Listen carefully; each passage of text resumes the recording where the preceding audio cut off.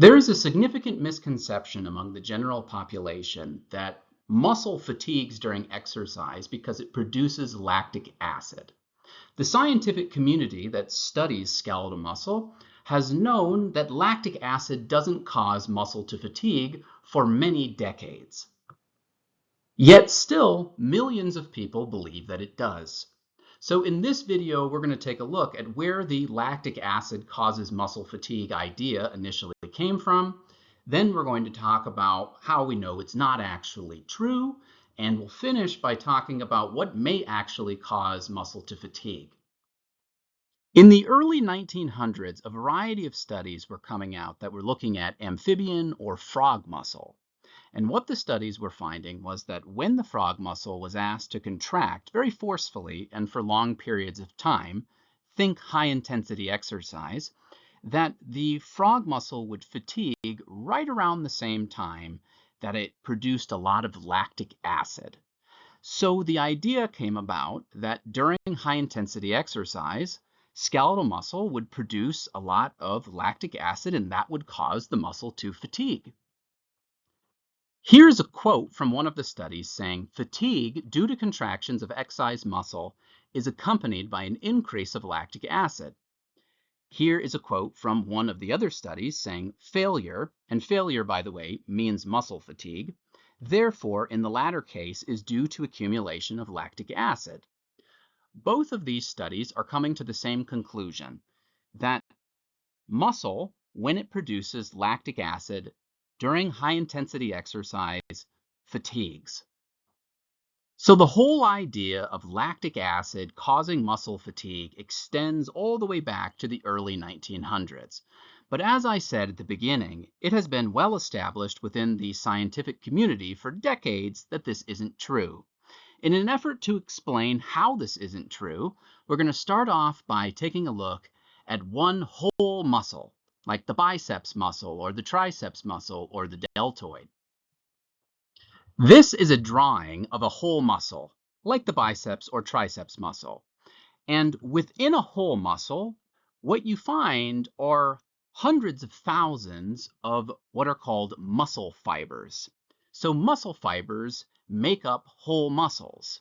And this is one muscle fiber within that whole muscle. So this is the same muscle fiber shown in the prior image. And inside of this muscle fiber, as well as all other muscle fibers in the human body, are two very abundant proteins called actin and myosin, shown down here. Now, what actin and myosin can do is interact with each other. And when they do interact with each other, force is produced. This is something that is called a contraction. So when force is produced between actin and myosin during a contraction, that is what actually allows for the human body to move.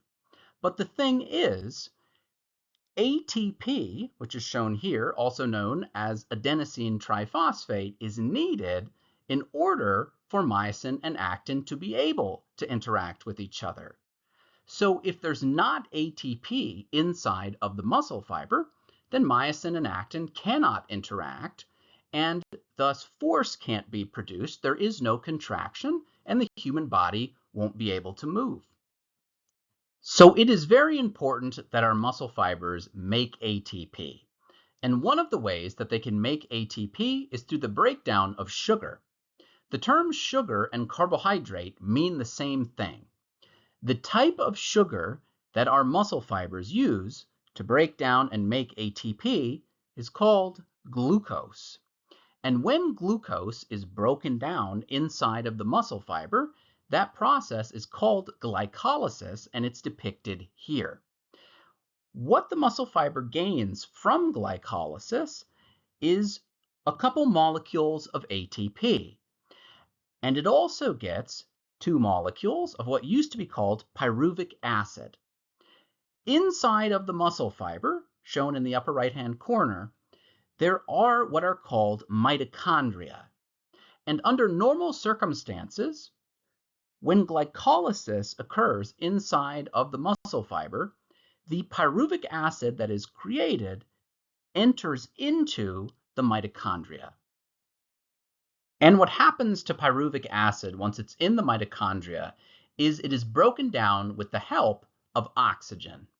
Oxygen comes from the atmosphere, moves into our lungs, goes into our bloodstream, and then is transported to our muscle fibers. Once it enters into our muscle fibers, it goes into our mitochondria, and it assists indirectly with the breakdown of pyruvic acid. And through the process that pyruvic acid is broken down through with the help of oxygen, lots of ATP is created, which is exactly what the muscle fiber needs in order to be able to contract. This whole process of breaking pyruvic acid down inside of the mitochondria with the help of oxygen to make lots of ATP for the muscle fiber, this process falls into the category of aerobic metabolism. Aerobic metabolism means a process that involves breaking down macronutrients like sugars in this case, or fats in another case, with the help of oxygen to make ATP. If you've ever heard of aerobic exercise before, that implies a type of exercise where the muscle fibers are largely reliant upon processes like this for making ATP for their contractions. So the muscle fibers are reliant upon oxygen helping break down macronutrients to make the ATP that they need. So now I would like you to imagine a sprint. A sprint involves muscle fibers contracting as forcefully and as frequently as they possibly can. And what that means is that if those muscle fibers are contracting as forcefully and as frequently as possible, they're going to need to consume lots of ATP in order to do that. So if the muscle fiber is consuming lots of ATP, that also means that it needs to make lots of ATP. And one of the ways that it can make lots of ATP is breaking glucose down rapidly through glycolysis. What the muscle fiber will gain from that is ATP and lots of pyruvic acid. And what will happen to the pyruvic acid is it will enter into the mitochondria. Simultaneously, during high-intensity exercise, we breathe more. That's for the purpose of getting more oxygen into our body so that it can be delivered to the mitochondria of the muscle fibers. And that oxygen then helps break down molecules like pyruvic acid to make lots of ATP for the contracting muscle fibers. So the historical and somewhat still present explanation for what can happen during very high intensity exercise like a sprint is that eventually the muscle fibers will receive insufficient quantities of oxygen. Another way of saying that is that the bloodstream simply cannot deliver enough oxygen to these muscle fibers to break down enough molecules like pyruvic acid to make enough ATP for the contracting muscle fibers. So because of the fact that not enough oxygen is getting to the muscle fibers can't break enough molecules like pyruvic acid down in their mitochondria because oxygen helps with that, and thus they can't make enough ATP compared to what the muscle fiber actually needs or is demanding in that instance.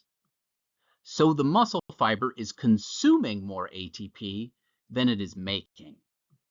And this creates a serious problem for the muscle fiber. So what was believed to be true for a very long period of time was that during these sorts of circumstances, what would occur is that the pyruvic acid that was being created from glycolysis would stop entering into the mitochondria because, again, of the insufficient amounts of oxygen within the muscle fiber. And instead, the pyruvic acid would be converted to lactic acid. And what that would allow for is it would allow for glycolysis to keep running at a very rapid pace outside of the mitochondria and thus independent of oxygen. That means glycolysis could keep making lots of ATP rapidly and completely bypass the mitochondria and not need oxygen. And that's why this has historically been referred to as anaerobic glycolysis. It is the process of glycolysis being run where oxygen is not involved whatsoever. And this would allow for anaerobic glycolysis to make lots of ATP rapidly for the contracting muscle fiber, which is exactly what it needs in this circumstance. If you've ever heard of anaerobic exercise before, that always implies a high-intensity form of exercise where the muscle fibers are heavily reliant upon this process, anaerobic glycolysis, for making the ATP that's necessary for the muscle fibers.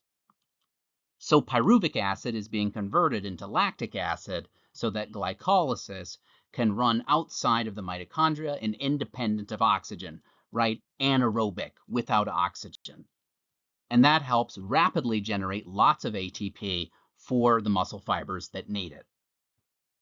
And this finally brings us back to our studies from the early 1900s, where they said things like fatigue due to contractions of excised muscle is accompanied by an increase of lactic acid, and failure, therefore, in the latter case, is due to accumulation of lactic acid.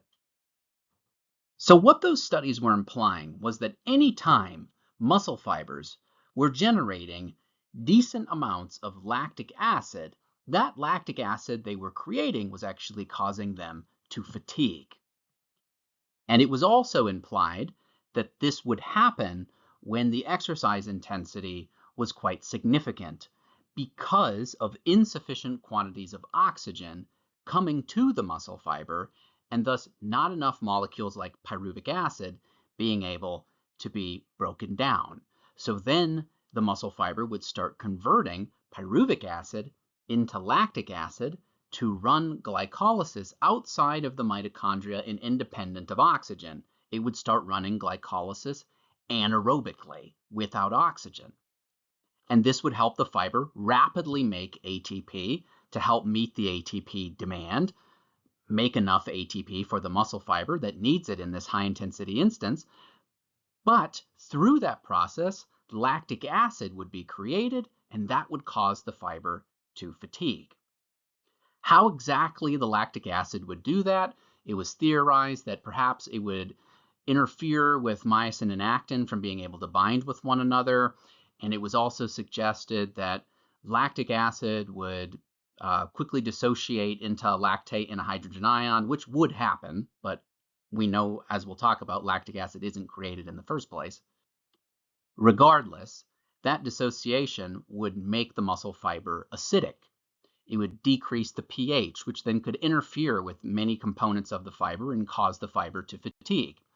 Either way, none of these ideas and theories ended up being accurate.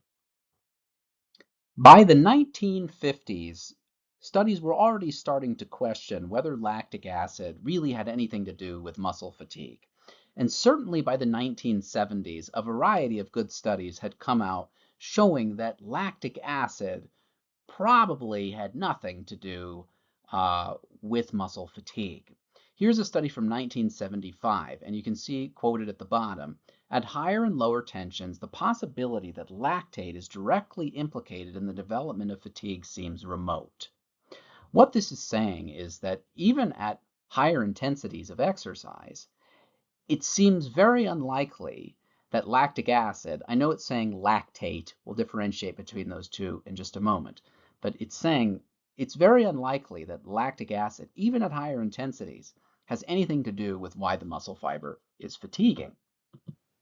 And as the years progressed, more and more studies kept showing that lactic acid very likely had nothing to do with fatigue. So let's move a little bit more into the present time. What seems quite clear is that pyruvate is the end product of glycolysis and not pyruvic acid. That's important because pyruvate is not the same thing as pyruvic acid. It's in chemistry, it's what's called the conjugate base of pyruvic acid. It's missing a hydrogen ion more specifically. And the point is, if pyruvate is the end product of glycolysis and not pyruvic acid, then it's actually not possible to make lactic acid. Instead, what would be made from pyruvate is lactate, as shown here. Lactate also is the conjugate base of lactic acid. So if you have pyruvate, you can only make lactate. You would need pyruvic acid to make lactic acid. So if through anaerobic glycolysis, which is oftentimes called fast glycolysis now, lactate is what's created and not lactic acid, then that creates a variety of issues right off of the bat. Well, first of all, lactic acid itself can't cause fatigue because lactic acid isn't made by the muscle fibers. Lactate is.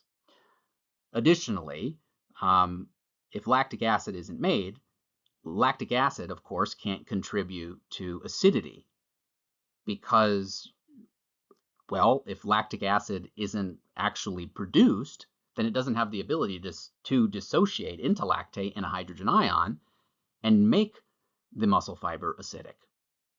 And it's actually likely that this process does the opposite. It prevents acidity from occurring by turning pyruvate into lactate.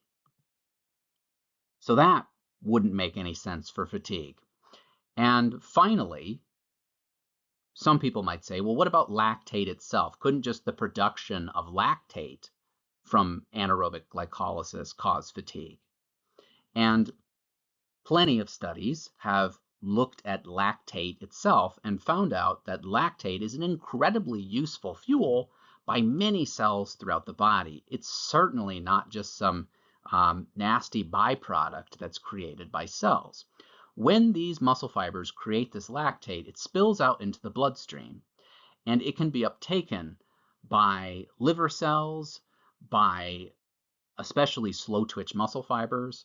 It can be uptaken by cardiac muscle fibers, so muscle fibers of the heart. And what those cells can do with it is actually use it as a fuel.